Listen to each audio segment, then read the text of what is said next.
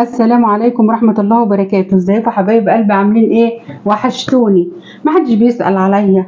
انا مش زعلانة ان انتوا ما بتسألوش عليا، بس انا عارفة الدنيا مش معدولة ومش متظبطة مع الكل والله العظيم، وعارفة ان دخول المدارس عليكم يا رب يجعله عمد راسي عليكم وعلى حبايبكم، ويوفقكم ويوفق ولادكم ويرزقكم يا رب كده برزقهم رزق حلال.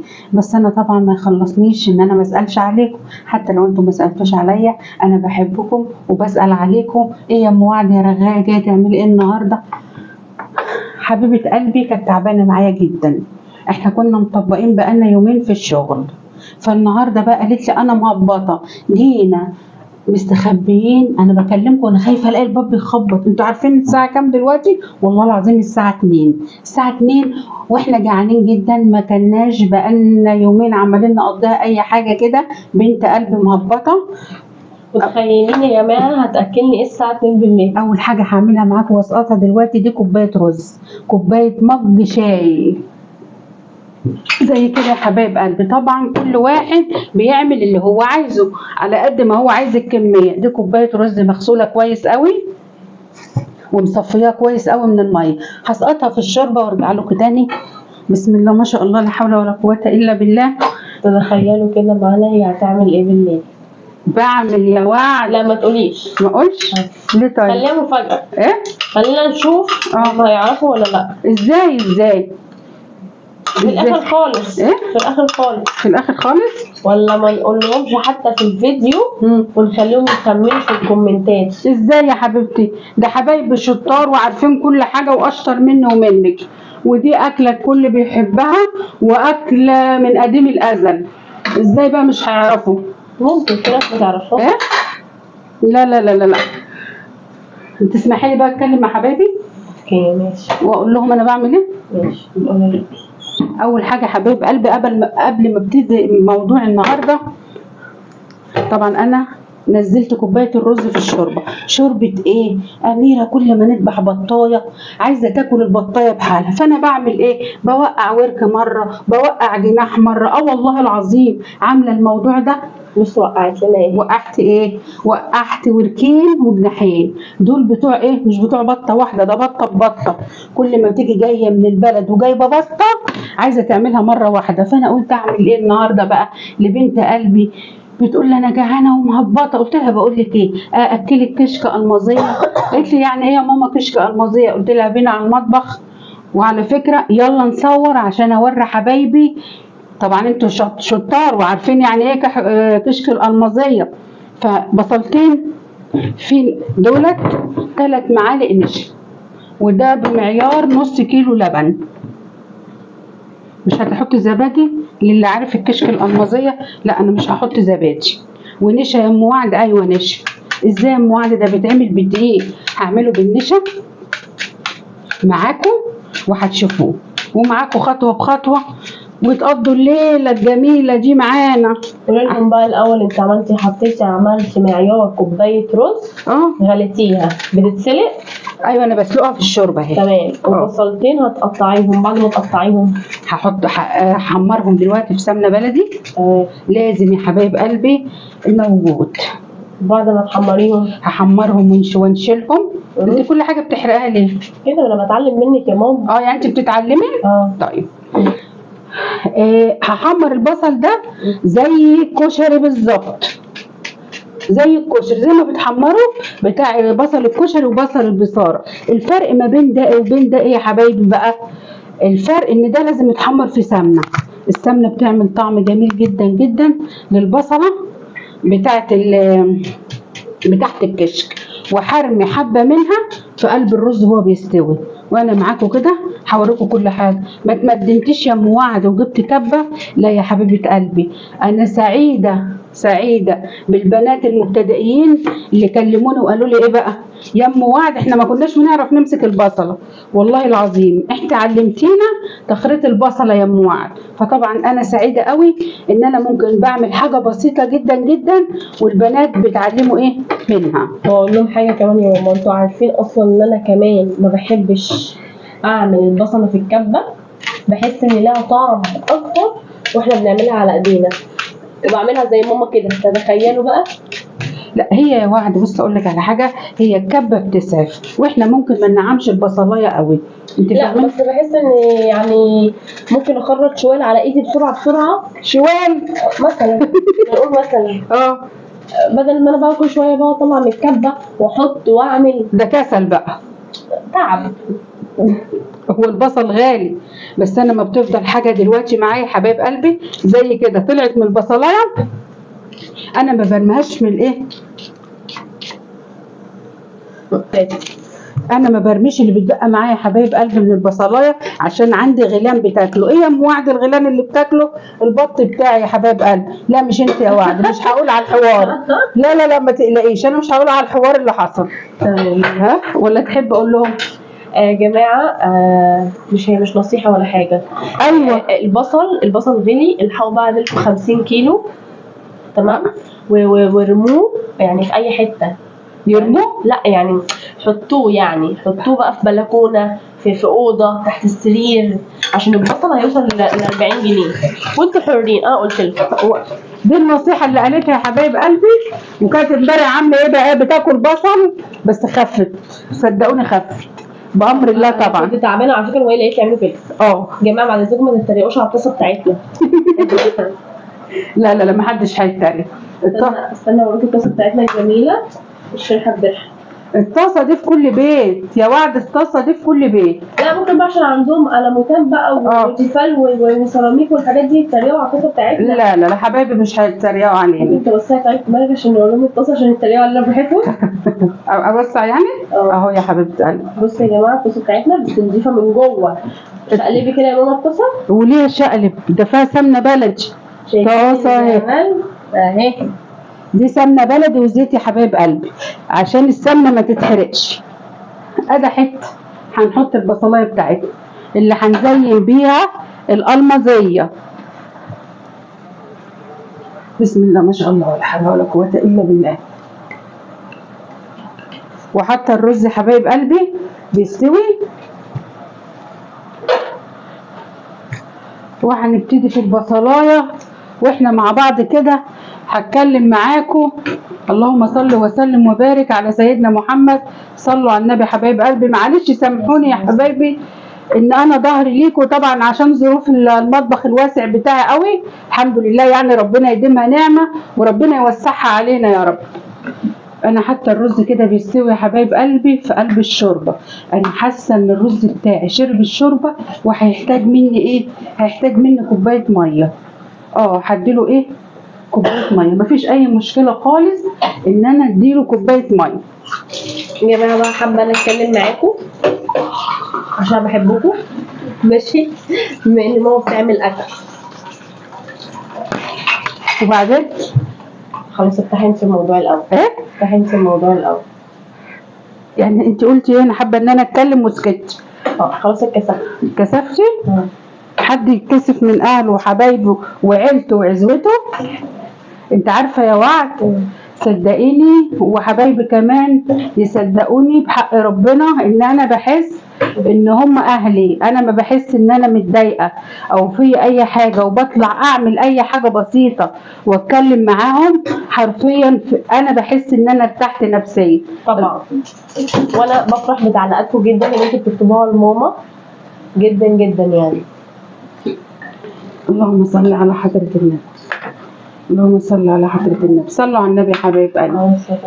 حبايب قلبي معلش انا هوجع دماغكم، ممكن تقولوا ايه بقى يا ام وعد، انت كل ما تتكلمي او تطلعي تتكلمي بتتكلمي على ذات الاحتياجات الخاصه، عشان انت واحده منهم. بص يا حبايب قلبي، كل واحد له ظروفه وكل واحد له دنيته، وربنا بيدي لكل واحد الكتف، ربنا بيدي لكل واحد للكتف اللي بيقدر يشيل. احيانا في عند مننا ما بيقدرش يتحمل، وفي بسم الله ما شاء الله عليهم لا حول ولا قوه الا بالله، صلوا على النبي، بيتحملوا كتير قوي قوي قوي قوي. ده من فضل ربنا، ده من فضل ربنا عليهم. دي تاني كوبايه ميه هحطها للرز. الرز بتاعي شرب الشوربه، فمفيش مشكله ان انا بديله لحد ما يستوي. يعني انت بتدي الناس الدافع ان يكون تحاول مره واثنين وثلاثه طبعا يا وعد. ييأس. ايوه. انا يعني انا مع ماما في دي، يعني عمرها ما الحمد لله الحمد لله يعني شفتها يئست من حاجه، وبصراحه يعني كانت بتدينا الدافع ان احنا نكمل في حياتنا حتى لو حياتنا مش احسن حاجه، فدايما نحمد ربنا ونقول الحمد لله، وطول ما احنا بنحمد ربنا طول ما حياتنا هتبقى احلى واحلى. انت عارفه يا وعد، انا ما بحبش لما تكوني رايحه مشوار او ريحه، يعني الكلام ده ليكي ولغيرك، وانا كنت دايما بتسمعيني بقوله لاخواتك، صح ولا غلط؟ احنا رايحين نقدم في شغلانه وغيرنا اشتغل فيها قبل كده، غيرنا هيحبطنا ويقول لنا لا لا لا لا لا ده مش هتكفي، لا ما تنفعش، لا لا لا ده اصبر ده في افضل منها، لا احنا بقى الله يرحمها ستي ويرحم ستهاتكم ويخلي اللي عايشين، كانت دايما ست تقولي بقى العب بالمربوط لحد ما يجيلك السايب. بمعنى كلمة ايه؟ انا رايحة اقدم لشغلانة رزقي مش زي رزقك، رزقي مش زي رزقك، قوة استحمالي مش زي قوة استحمالك، مش يمكن شغلانة بسيطة تطلعني الحاجة قدام ربنا يرزقني منها واكفي بيتي. يا حبايب قلبي، الواحد مادام مكفي بيته ويومه معدي فقر بلا دين هو الغنى الكافي. يعني انا اما ابقى فقيره ومعليش حاجه لحد وبحط دماغي وانا مرتاحه على مخدتي ان انا مفيش حد يذلني، ما هو الدين مذله، الدين هم بالنهار، الدين مذله يا حبايب قلبي سامحوني، الدين مذله طول النهار مذله وطول الليل شايله الهم، هيطلع عليا اليوم واللي ليه الدين هيجوا يطلبوا مني، لا امشي على قدي وامشي على قد ظروفي، واهم ما في الموضوع ان انا اعود ولادي على كده، العيل على زي ما تربيه، اعود ابني ان انا يوم فيه وعشرة ما فيش، ما عودهوش كل ما يقول لي حاجه هاتي هاتي. هنرجع لموضوعنا تاني، وبكلم حبيبتي اللي بتقول لي يا ام وعد انت اشتغلت ازاي واتجوزت ازاي وعملت ايه؟ مش انا لوحدي، مش انا لوحدي اللي من ذات الاحتياجات الخاصه اتجوزت وخلفت. وحاجه تانية يا وعد قبل ما انساها، حد من المتابعين بتوعي حبايبي قال لي يا ام وعد انت عندك ولاد قد ايه؟ عندها منوته زي القمر اللي هو انا طبعا ماشي، وعندها ولدين ربنا يصلح لهم حالهم يا رب وبلغهم امالهم هم واللي زيهم. عندها الكبير ما شاء الله عنده مش هنقول سن، ايوه ما تقوليش سن بقى، تمام كده هتكبريني يا شيخ. ماشي مش هقول سن، ويعني يعتبر عندها 2 توأم اللي هو انا واخويا فوق بعض يعني. ايوه بينهم وبين بعض هم 9 شهور. يعني هي سنه، انت تقول ان هي مش توأم بس يعني نقول توأم وخلاص. ازاي توأم يعني؟ فوق راس بعض. ايوه بالظبط كده، فوق راس بعض بالظبط، يعني كل حاجه بقى مشاكل بقى خناقات، والله بجد ماما دي ربنا يكون في عونها. هما مش توأم يا حبايب قلبي، بس اما كان محمد يعيا هي بتعيا. اي حاجه بتحصل لي بتحصل لاخويا التاني. بالرغم ان هما مش توأم، ازاي معرفش. المود بتاعهم بيبقوا الاتنين واحد، يعني متضايق بلا هي كمان بتتضايق، مش عليه مش عليه لا مش عليه، لا لا لا ده ما بيستحملوش بعض. بجد يعني. كمان نص كوبايه ميه. ايه الرز اللي محتاج ميه كتير؟ مش عارفه، بالرغم ان هي كوبايه وعد، بس في الرز البلدي بيشرب ميه كتير. طب يا جماعه خلي بالكم يعني. لا ما هو الموضوع اهو بيبقى واضح وفي ايدينا يعني. طب تخلصي البصله وتخلصي الرز وترجعي لهم؟ طب يعني هم اتضايقوا مني كده بسرعه؟ لا ما اتضايقوش مني. ايه؟ طب ارجع لهم يعني وانا مخلصه البصلايه عشان ما اطولش عليهم؟ طب حبايب قلبي رجعت لكم، حمرت البصل يا حبايبي وخدت منه الكميه اللي انا محتاجاها، هحطها على وش الاطباق، وهحط البط اللي فاضل من البط احطه يتحمر. بسم الله ما شاء الله لا حول ولا قوه الا بالله. هي حمرت البصل وخدت منه حبه حطيتهم على الرز يستووا مع الرز، والبصل اللي قدامكم دوت هتزين بيه الطبق.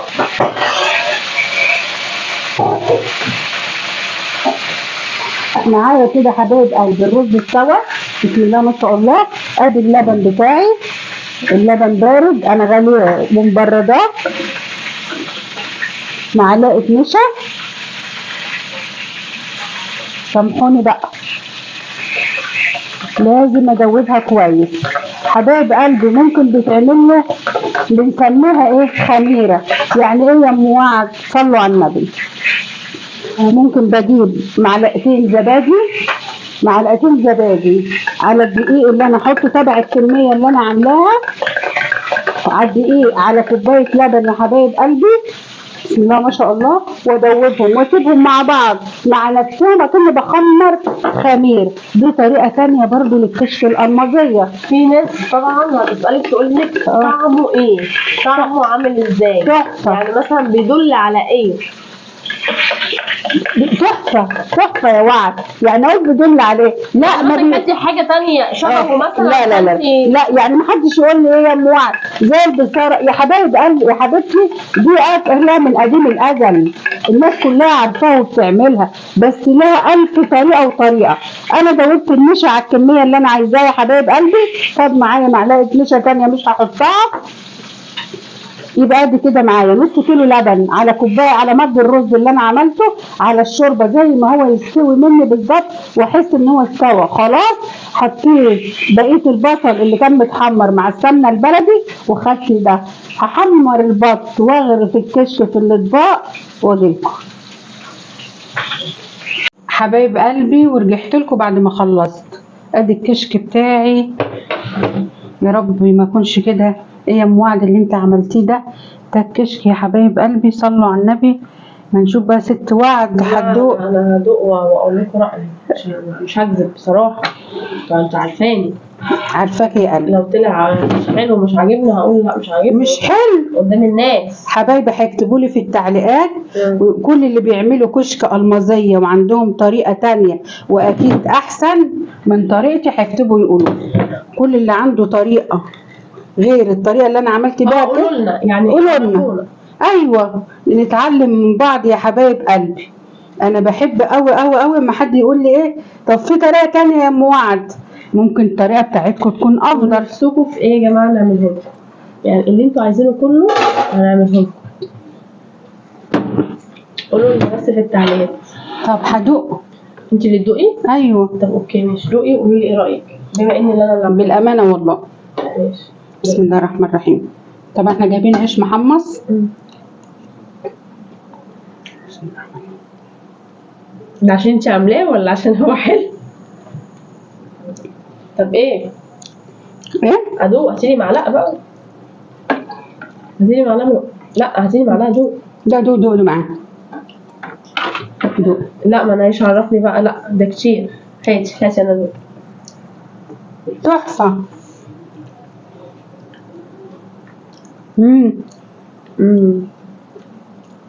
ثواني هو انت عاملاها شوربه البط؟ ايوه. طب انت ما قلتوش لحبايبنا ان انت عاملاها شوربه البط؟ لا قلت. على العادي؟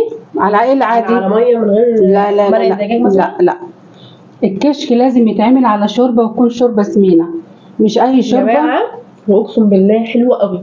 رغم بصراحه من شكله انت عارف ان هو يطلع وحش. والله العظيم بجد. بص هو ده شكله.